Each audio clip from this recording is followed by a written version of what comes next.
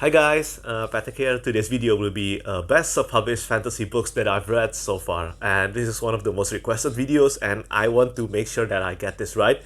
And to be honest, I have always wanted to do this and I'm experimenting with my Patreon right now. So basically I will ask them to choose a video of the month for me to do every month on my booktube channel.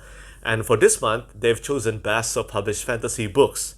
The option was best self-published fantasy books or best self-published fantasy series. And the vote results in best self-published fantasy books. So here we are.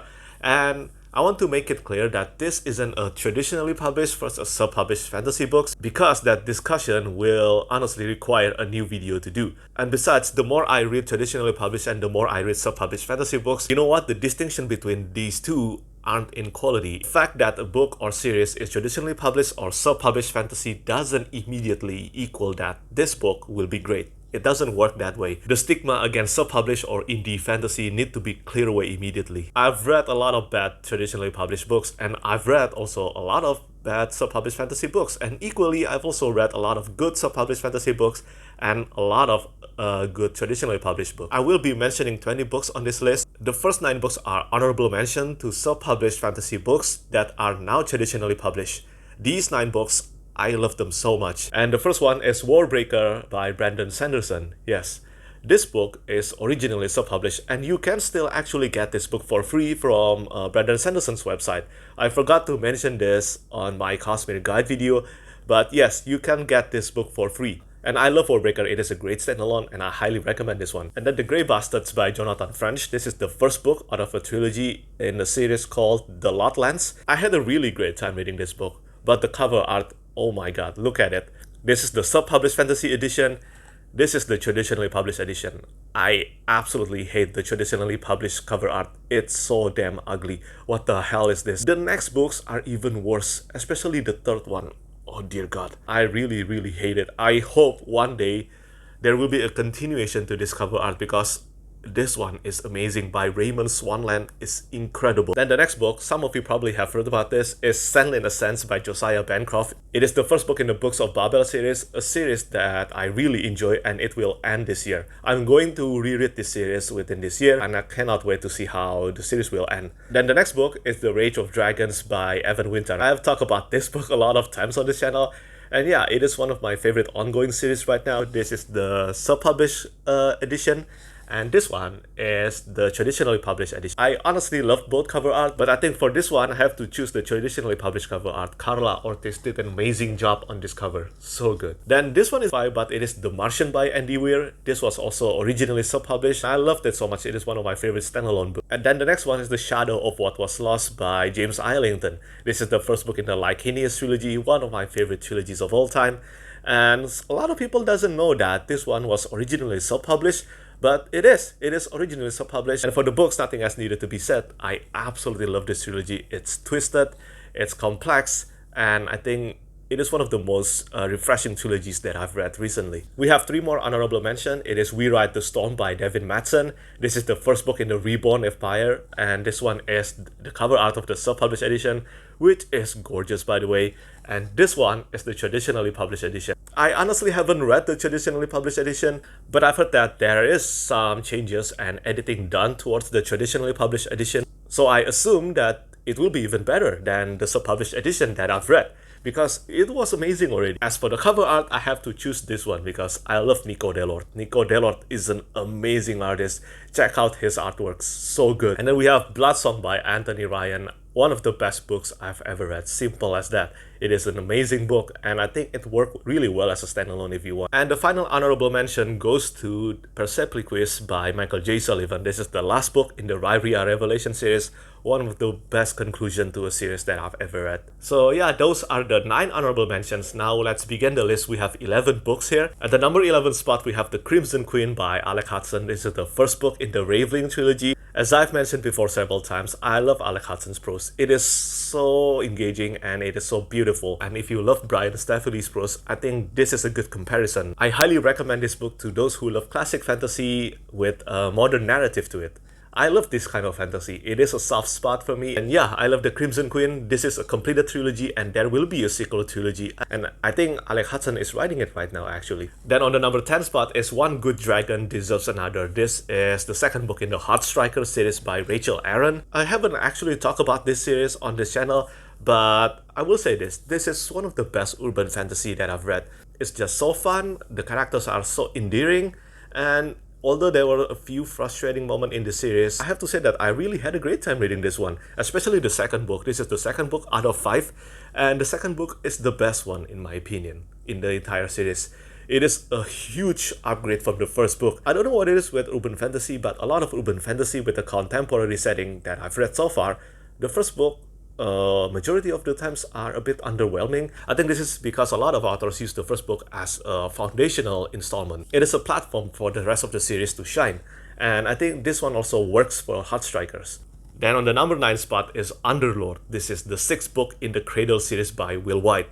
If you haven't tried this series yet, do it. Seriously, do it. I remember that one of my first video on BookTube, it was during the time when Winter Still, the 8th book in Cradle came out. And yeah, every book in the series since the 6th book has pretty much hit bestseller. Even though a lot of readers doesn't actually know this, but Wight actually has a lot of loyal fans. A lot.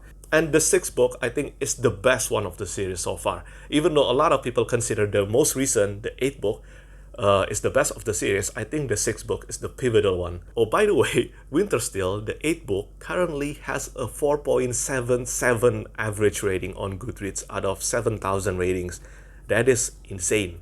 That is insane. At the number 8 spot is The Lost War by Justin Anderson. I love this one. I did struggle a bit in the beginning, but I think the rest of the book continuously gets better and better, and the ending was crazy. It was crazy. Please consider giving this a look, because right now I think this one has the biggest chances of winning the current SPFBU, self-published fantasy block off that's held by Mark Lawrence.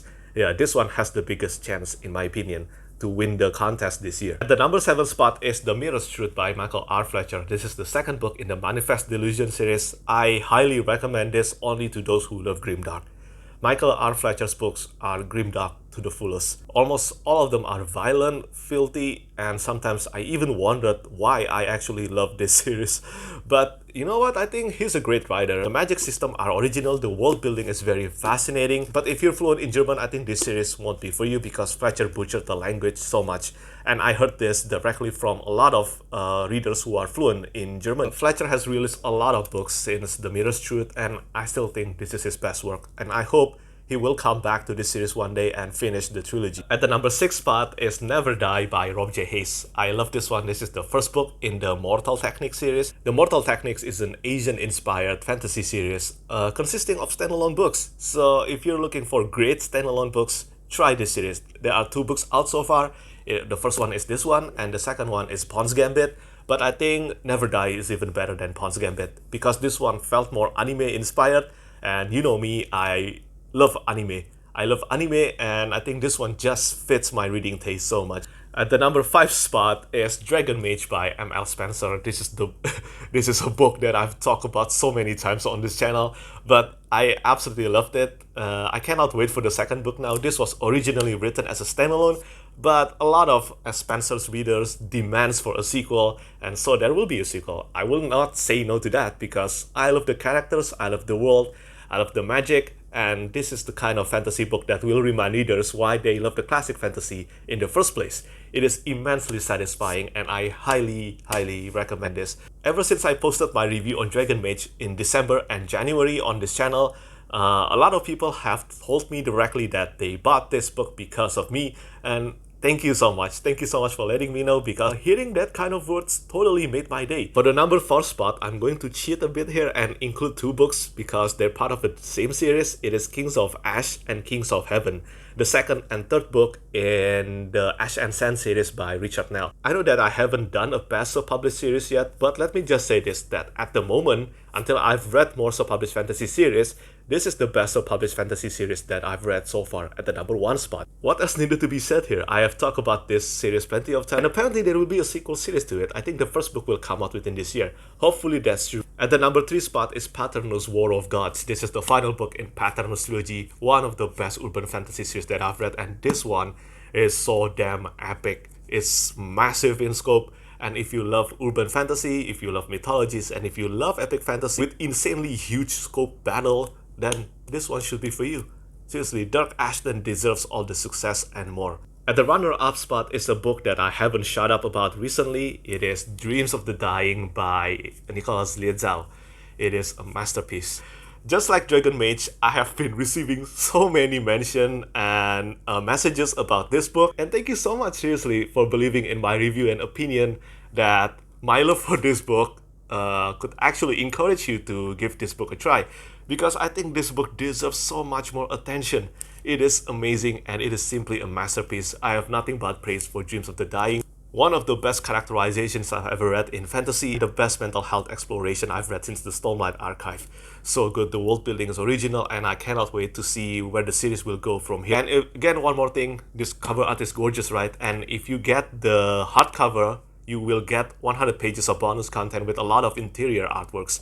It is only available in the hardcover edition, okay? So what's at the #1 spot? It probably won't come as a surprise that the #1 spot will be The Sword of Kaigen by M.L. Wang. I've read this one in January 2019, and ever since then, this book has been gaining a lot of readers and a lot of positive reaction.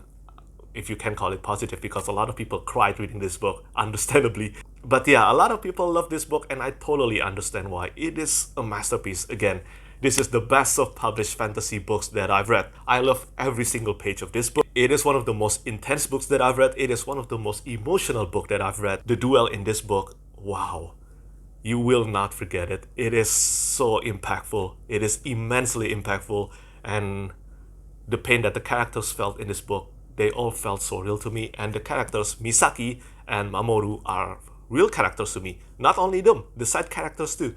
And Misaki is my favorite heroine in fantasy. If you haven't read this book, read this book as soon as possible. It is the best self-published fantasy books that I've read. It is the best standalone books that I've read. The Sword of Kaigen is a standout masterpiece. So yeah, that's the best self-published fantasy books that I've read so far until this month. I know that there is still a lot of self-published fantasy books that I want to read, so this list might change in the future, but it will be so difficult to find a better self-published fantasy book than The Sword of Kaigen and Dreams of the Dying. But let's just say that I'm curious to find out, because so far I've only read about 100 self-published fantasy books, and there are still hundreds that I want to try. There is still so much self-published fantasy books that I want to read, and I know that a lot of them will be amazing. Oh, also one last thing, I'm pretty sure that a lot of these books that I just mentioned are available on Kindle Unlimited. No, this isn't sponsored by Kindle Unlimited. That means you can read any of these books for free as long that you're subscribed to Kindle Unlimited. What a bargain, what a bargain. And yeah, that's it for me today. Thank you so much for watching. Let me know which self-published fantasy books are your favorite, and do you spot any of your favorites here? As always, thank you so much for watching, and thank you for your support. Bye bye.